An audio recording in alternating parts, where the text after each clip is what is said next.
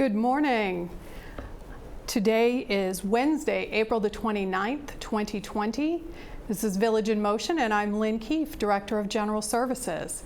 It's nice to be here today. Some of you may be really by the calendar and think, gosh, Lynn is usually on Village in Motion on Tuesdays. Well, I wasn't here yesterday, and I'll talk a little bit about our staffing schedule, I guess, to start with. So, as many of the folks here at Green Spring, we are here 7 days a week, and we have adjusted our staffing to accommodate that and make sure that our teams get a little bit of rest occasionally. And so in General Services, we have a blue team and a green team.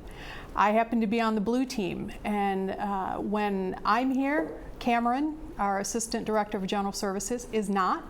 And our entire team is functioning that way. So you may expect to see some of us on a particular day, and we may not be here. We do have out-of-office notes on our email, and if you need to reach us, you'll be able to do that by phone or email. We also have a lot of our team members who are working perhaps a little differently. Our security team has gone to 2 12-hour shifts instead of 3 8-hour shifts. That helps us accommodate the needs that we have, the staffing, and still allowing for a bit of a break. Our maintenance, engineering, grounds, and housekeeping teams are also divided onto those blue and green teams. So that makes when they're here a little bit harder as they try to cover the entire campus and accomplish what they need to. Their jobs have been adjusted, and they're doing a lot of the essential work. And for some of our staff members, they're doing roles that they don't normally do. And you've probably seen folks around the community. In particular, we have staff at the gatehouse as screeners. We have folks working in the concierge function, either delivering things from the gatehouse to the concierge or at the clubhouses, or perhaps even supporting in the concierge delivery from the store, working with G. We also have folks who are helping with the newspaper delivery. So during these COVID times, we have folks working outside of their normal because perhaps their normal job function isn't happening. So we are continuing in General Services with our ongoing preventive maintenance, repair, and essential upkeep. We do still have restrictions in place for some of our vendors to make sure we're just doing the essential work.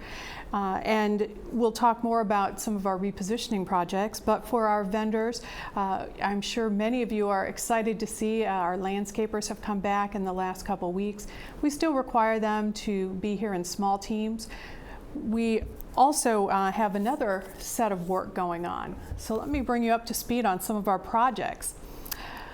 The G parking lot, those of you who live nearby, usually I would see in the hallway and you'd be giving me some updates. Here's some video footage if you don't live close enough to take a look.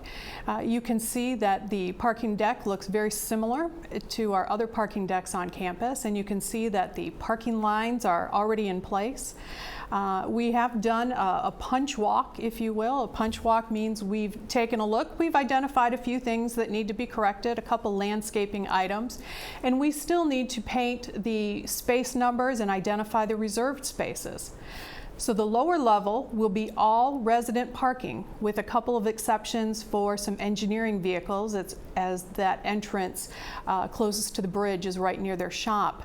I know folks are eager to get their parking spaces. Rest assured, we have plenty of parking down there, as that will all be resident parking. There will be no visitors on the lower level and no resident contractors, no blue spaces.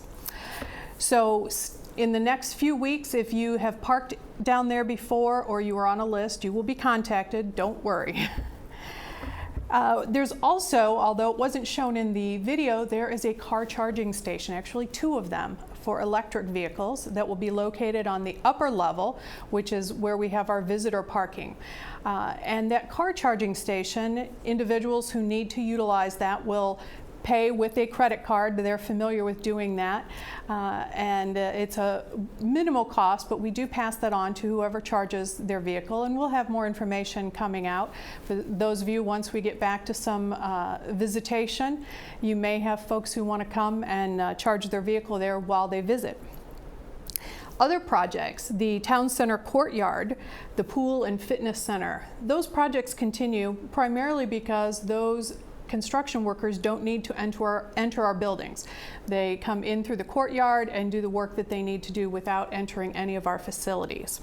So I know that there are some images that have been shared, because if you live on the courtyard, you've probably kept up to date with that, but I know others were interested in seeing the progress. So do look to the Village Bridge and I believe there are some other areas, maybe they're doing a YouTube video. I'm not certain about that, but do look for more images so you can keep up to date with what's going on there. Also going on is our landscape overhaul. So when you enter the campus, we've started with the neighborhood entries, so the large flower bed right at the Parkway entrance, as well as the two entrances when you come right at Spring Village Drive and Hampton Creek Way, both those flower beds along the brick wall. And then we will be moving to the neighborhood entrances and the clubhouse entrances. As this moves along, we'll also be looking at the turf and some of the boulevards throughout the community. Starting slow, we're excited to get those flower beds redone, and really a wow effect. So for those of you who may be out perhaps walking a dog or getting a bit of fresh air, I'm sure that you'll keep up to date and see those. We are also doing some fixes to our irrigation system and working on the future plan for the replacement of our irrigation system. Boiler projects are wrapping up in Crestwood Court and Oak Hill. We thank folks. We had 2 overnight water shutoffs that went smoothly, and those projects are near completion, as well as the chapel boiler, also in the last stages. There's LED garage lighting replacement that has begun, and also power washing. And I say low-level power washing. Those are things that our team can reach with our power washers. So you'll see that moving around campus on some of the parking structures and lower levels of buildings. A couple other reminders. We talk about our essential visitor list. We get questions about that. So our essential visitor list, as you know, we have no regular visitation, and we haven't had for some time during the COVID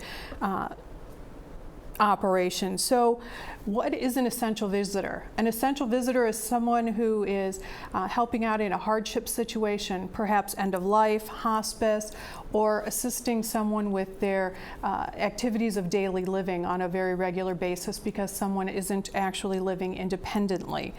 And that phone number I know is posted, and if someone needs to be added to that list, that number is 604-4111, and you'll be able to speak with one of the social workers and get the individual added to that list if it's appropriate. Reminder, if you have family members who are dropping off groceries, we have that 7 days a week between the hours of 9 a.m. and 5 p.m. A family member can drop those groceries at the gatehouse. They'll quickly be taken to the clubhouse, and then our concierge staff will get those to the resident's apartment. Our commercial carriers, Peapod, Amazon, UPS, FedEx, those carriers can deliver 7 days a week between the hours of 8 a.m. and 8 p.m. We know that with the deliveries like groceries, Peapod, some of you may say, gosh, the only time I could get was after 8 p.m. What we ask is that you coordinate directly, and you will need to arrange for how you meet that delivery outside of those hours, as we won't have anyone to accept those outside of the hours between 8 a.m. and 8 p.m. Another reminder, as our dining team works diligently to deliver your meals every few days, we're noticing that folks, probably with good intent, are taking some of the food that perhaps they don't want or think somebody else might want and leaving it on their shelf or in other areas in the common areas. We ask you to please not do that. If it stays there too long, it develops a little bit of an odor. We don't want to share those items, so if there's something that you're not interested in, please keep it in your apartment and dispose of it with the rest of your trash. Please don't sit it on your ledge or anywhere else outside in the common area. And one last reminder, we understand that there are some folks who are having a bit of a hard time getting channels 1061 and 1062, our internal Greenspring channels. Now you're probably thinking, well, if you can't get it, you're not seeing me give this information.